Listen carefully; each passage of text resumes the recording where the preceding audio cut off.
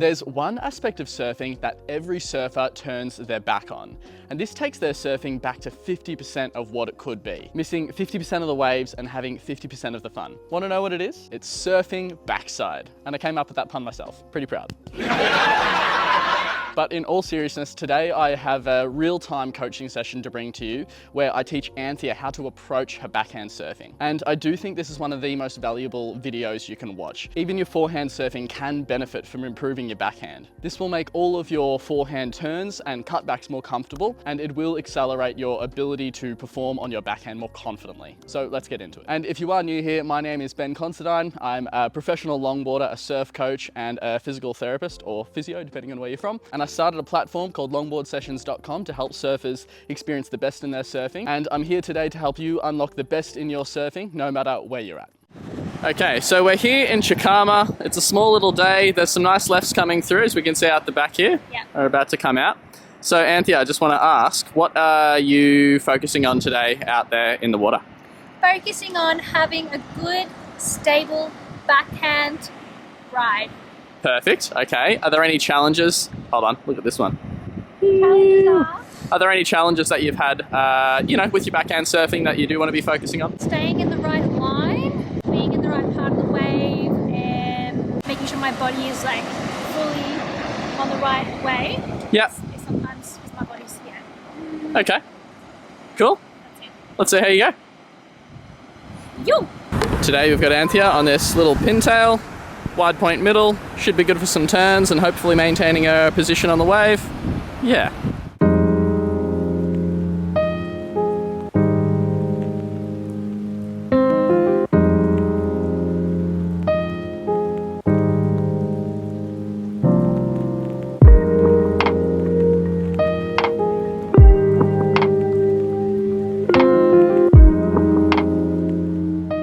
Okay, so just quickly, Anthea's out there right now, and I just want to give you guys a little bit of a breakdown as to what I'm kind of seeing out there. It's a little bit around how she's able to maintain her position on the board and on the wave to maintain the speed.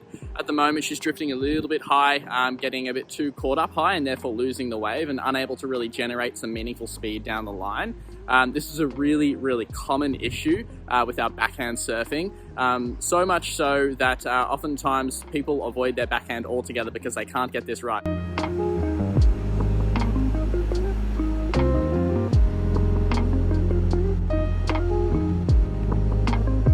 So it's something that we're going to work together on over the next day or so with Anthea. It all has to do with how we're putting pressure on our feet, but not just directly on our feet. It actually matters how we're positioning the upper body and our whole body as well with respect to the nose of the board. So we're going to cover that with her now.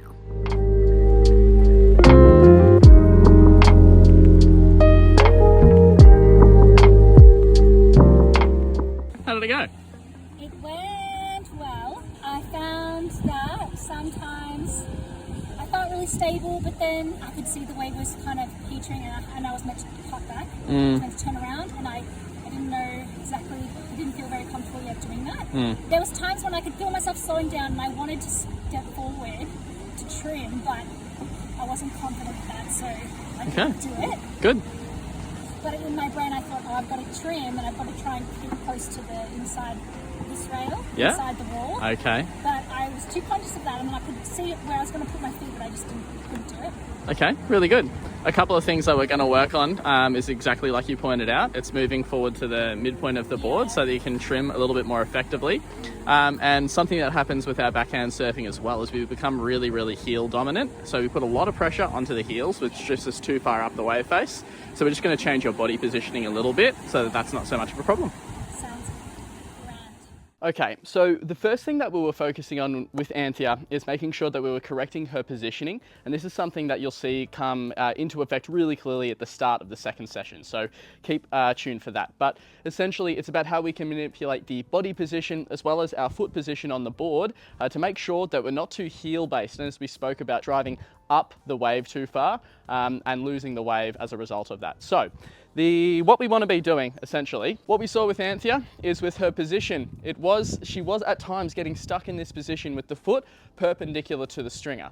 So the first thing that I reminded her of and tried to get her to implement is making sure that that front foot came about 45 degrees across the stringer. When we're in this foot position, essentially we can lock ourselves up, and it really promotes a heel-toe based surfing where we lean onto our toes, lean onto our heels, and if we're a bit imbalanced, what we can sometimes do is sit on these heels, which is what creates that effect driving up the wave face.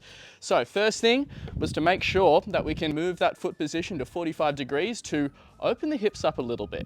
And this will then facilitate the body position, which is thing number 2 here, which is where we're going to rotate the chest to face forwards. It's something that mimics our forehand surfing where our chest is more forwards facing. So we're already automatically more comfortable in this position. So they were the 2 things that you'll see come into effect soon. Let's go.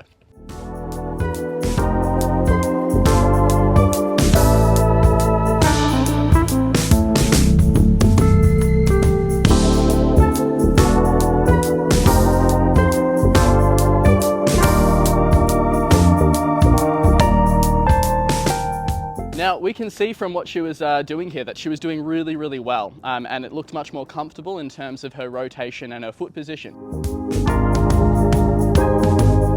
So there was a second thing that I wanted to focus on to improve her speed and her ability to ride the wave effectively on her backhand, and this was actually her position on the board.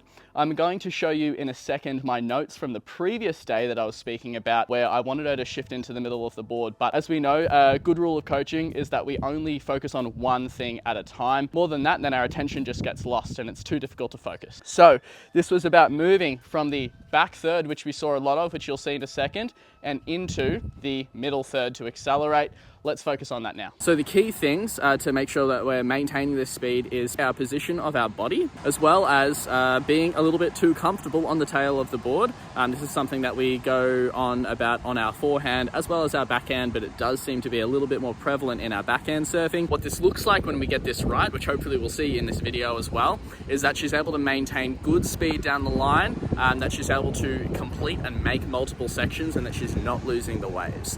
That's what we want to see, and when we get to that point, that's when we can start adding maneuvers on top of that. And this is another reason why for backhand surfing it's so difficult to learn these maneuvers, because we don't get this right first. So let's see how it goes.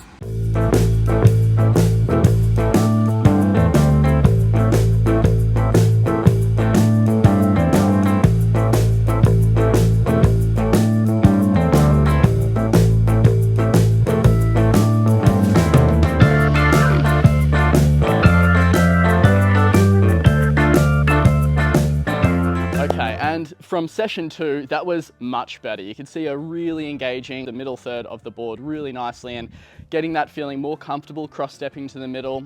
You can also shuffle if you are in that stage. It's better to maximize our speed than to avoid shuffling altogether, but we do want to aim for the cross-step.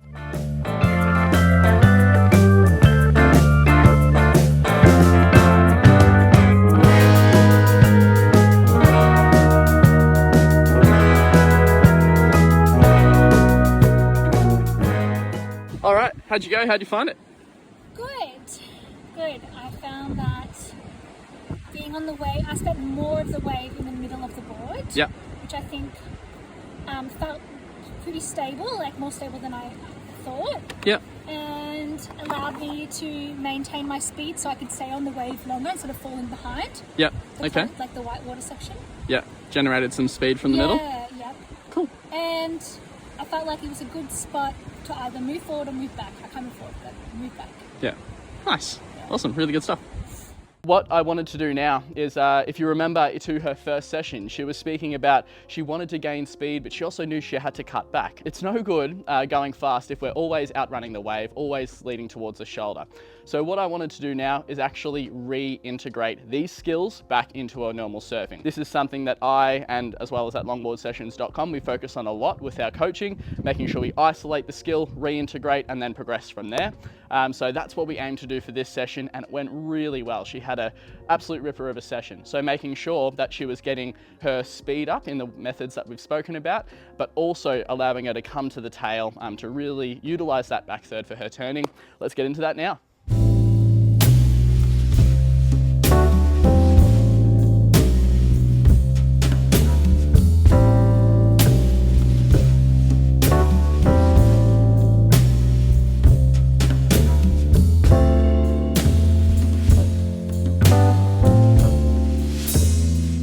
can see these waves in the third session as an example of what putting everything together for her surfing looks like.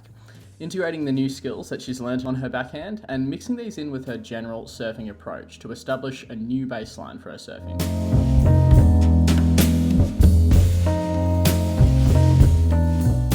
Another thing worth noting, and something that helps Anthea and any surfer for that matter getting stuck in their progression, is as fast of a feedback loop as possible, which as surfers can be almost impossible with standard coaching or solo surfing. Fortunately, I was watching and in Anthea's ear all day long about this stuff, which may have helped speed things along. And if you are looking to have the same for yourself, I can definitely do the same at longboardsessions.com. Super quick feedback, whether that's every day, week, or month, which I'm super excited to make accessible to anyone and everyone. And I did just want to say a little thank you to all the new members at longboardsessions.com. Again, having a blast working through things with you, hearing about your first hang fives and getting the feet position right on your board, similar to what we've spoken about today. So if you haven't checked that out, then feel free to go to longboardsessions.com. And again, it really helps me as well to support me in trying to achieve my goals of being able to do this full time, both here on YouTube and longboardsessions.com. Having a blast, so thanks again very much. And if you have enjoyed this video today, then make sure you subscribe, and also feel free to click somewhere here for a really good video on finishing waves. We'll catch you on the next one.